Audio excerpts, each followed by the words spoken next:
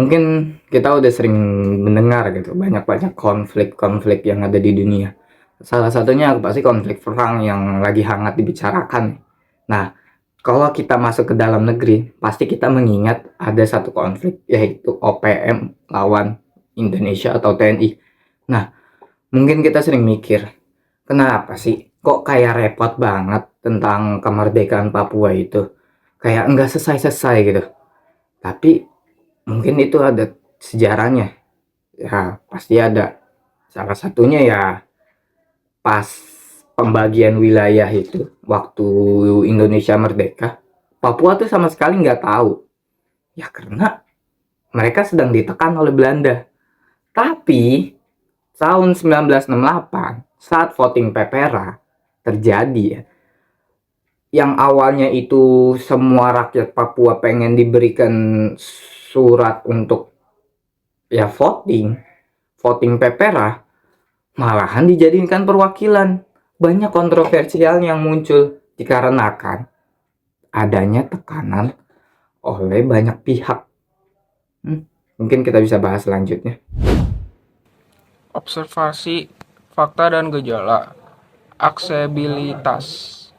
100% logistik ke Jayawijaya dan sekitarnya tergantung pada jalur udara. Jika pesawat tidak terbang, ekonomi berhenti. Yang kedua adalah indeks pembangunan manusia IPM. Berdasarkan data BPS 2023, IP beberapa kabupaten di wilayah ini seperti Kabupaten Muna memiliki IPM di bawah 50 yang merupakan salah satu yang terendah di Indonesia.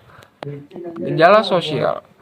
Tingginya angka pengungsian internal IPDS akibat konflik bersenjata yang sering terjadi di titik-titik rawan.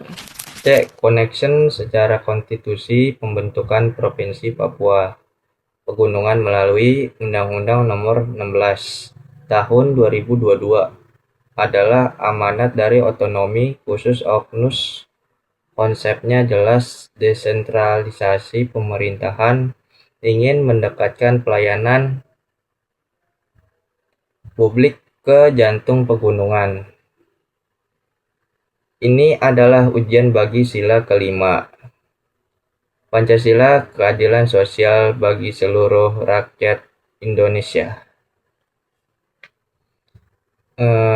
Apakah pemekaran ini solusi nyata atau sekadar bagi-bagi kekuasaan di tingkat birokrasi?